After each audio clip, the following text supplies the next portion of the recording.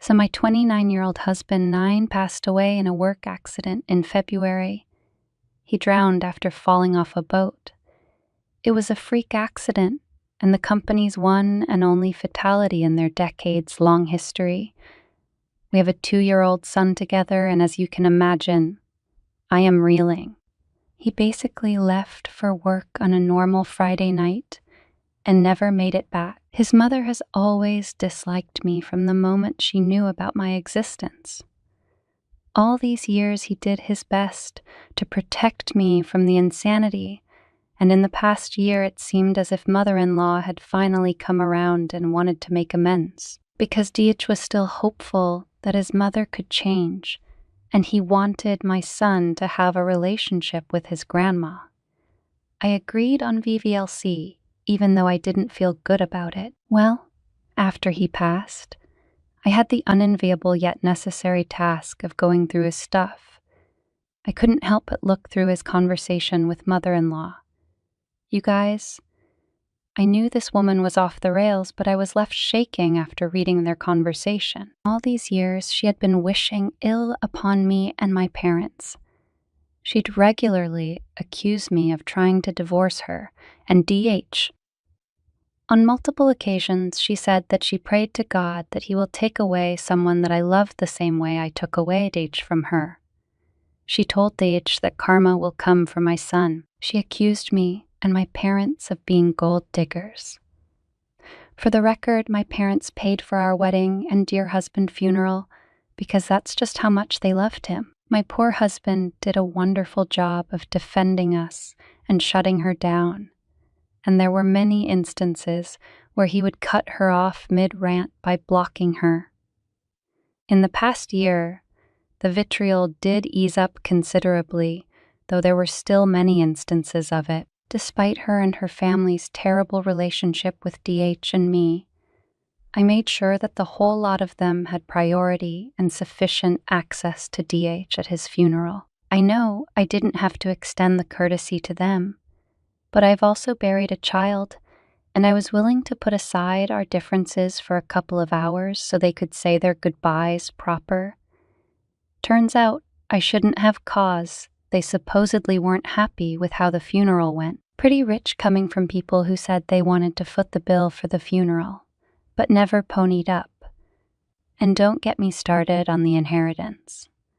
DH didn't leave a will, and that's another wild ride on its own. My rant is getting all over the place now, but more than anything, I just need to get this off my chest. This woman is evil. I feel sorry for my DH.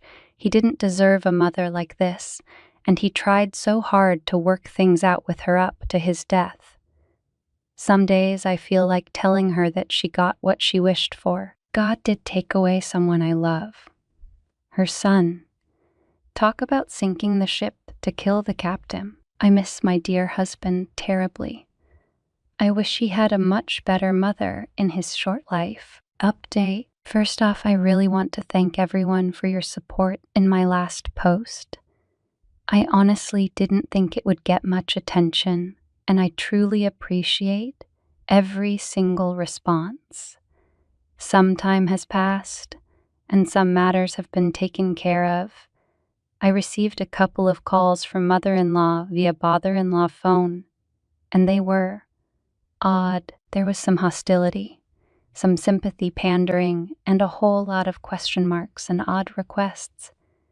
I kept each conversation brief and civil. As expected, mother-in-law did try to make a play for my house, but the law states clearly that I'm the sole legal owner, so no dice for her. Interestingly, the calls have stopped since the inheritance have been distributed. I'm hoping this is it, and I'll be left alone, though I'm pretty sure I will receive another one at some point. None of the calls were to ask about my son's daily needs. Strangers have come forward with milk, diapers, and food, yet there's been radio silence on my late husband's family's part. Mother-in-law did ask me to bring my son to see her, but each time I told her she's more than welcome to see her grandson at my parents' house. I don't get a response after. Lol, To me, this is a clear indication of their disinterest in my son. Not that it matters to me. I've got a wonderful support system, and my son doesn't need to be surrounded by such toxicity either. Just thought I'd hit you all with this little update since I did see a number of you followed me. I hope there's nothing interesting to follow up with, but if there is, you'll be informed. Here's to a lifetime of grieving peacefully and happiness, whatever that means anymore. Story 2. My mother-in-law set up a situation to suffocate our 2-month-old and make it look like an accident. Long story short is mother-in-law came for a 2-week visit to see her first grandchild. She's a very erratic and negative person with a huge don't tell me what to do mindset. Over the first week, she was acting how she typically has been in the past, but during the second part of the visit, things escalated and she became increasingly weird. She kept insisting on taking our baby to her room to sleep.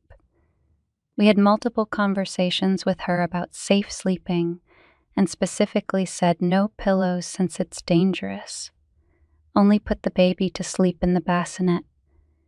She seemed to not want to listen, so we decided she can't have the baby at night.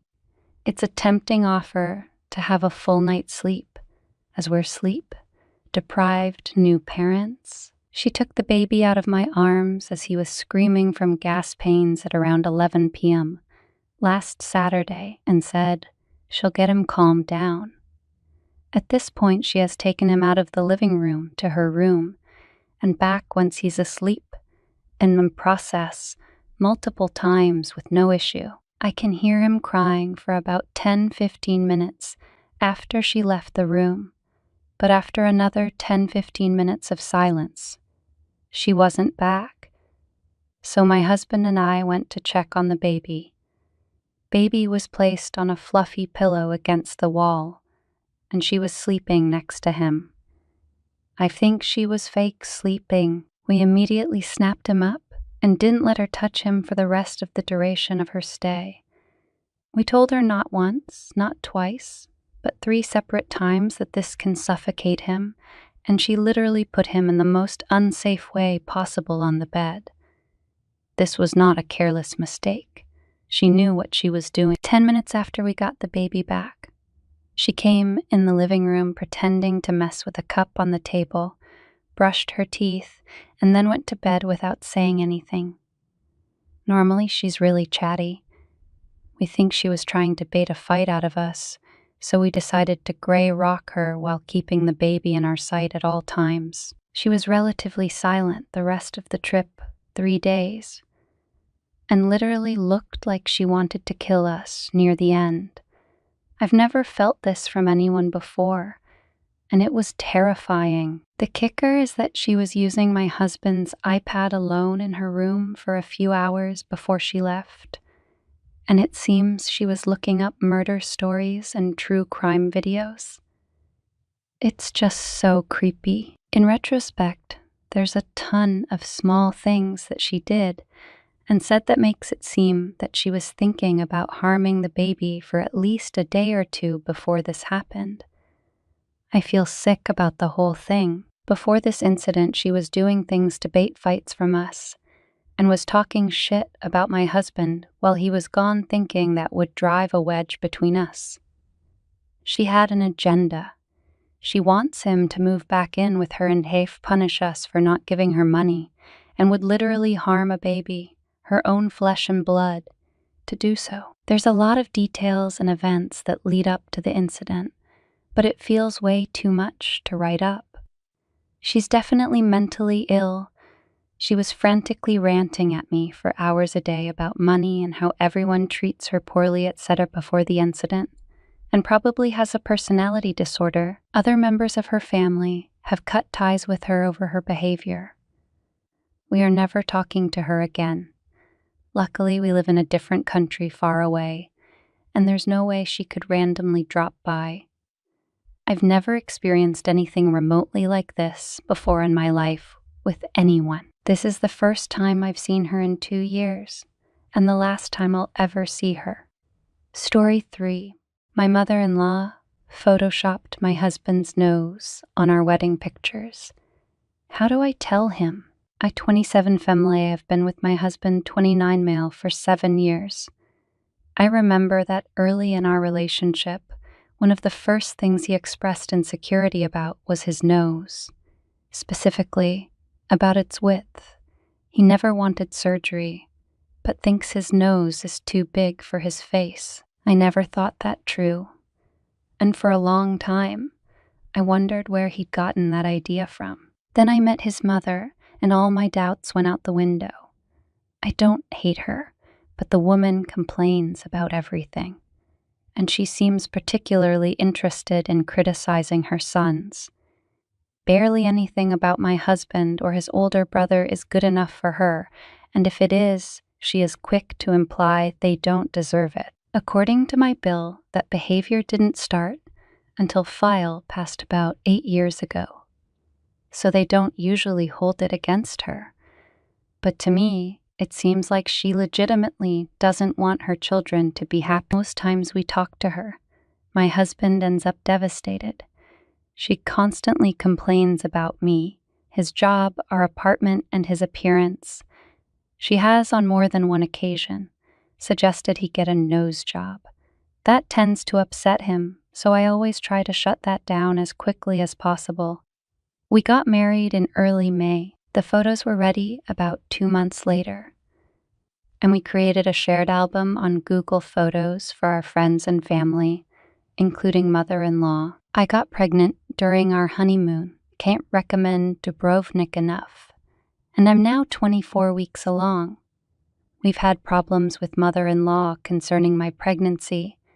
We're having a boy, and she had a breakdown because she wanted a girl that forced us to put her on an info diet.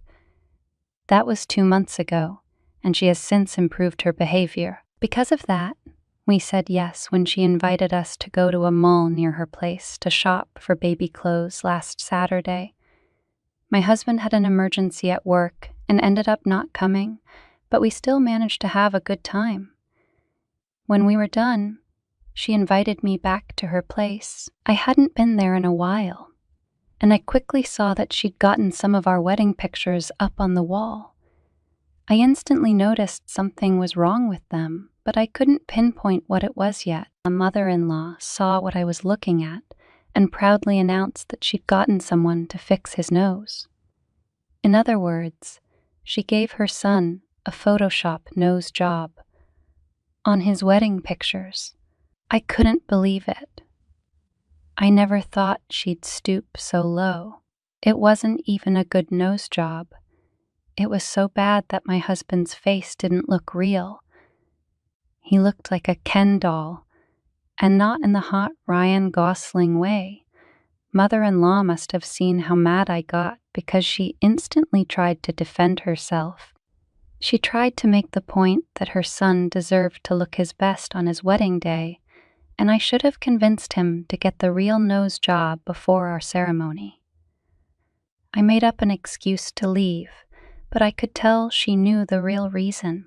She's been calling and texting me almost every day since. I've been ignoring her, but she's always either apologizing, accusing me of overreacting, or begging me not to tell my husband. I know it seems trivial, but I'm outraged. And the more I think about it, the more disgusted I get. I could never imagine doing something like that to my child. I haven't told my husband yet, mostly because we've both been busy with work this week, but also because I have no idea how to. His mother was finally starting to be a better person around him and his brother, and I know it will break his heart to find out about this. I don't know what to do. I have to tell him, but I can't figure out how. I know he loves his mother, and I don't want to damage whatever relationship they still have. Mother-in-law also mentioned she intended to send the improved pictures to some of her relatives. So I have to find a way to shut that down. So how can I tell my husband his mother photoshopped his face on our wedding pictures? More importantly, What would be the most peaceful way to do it?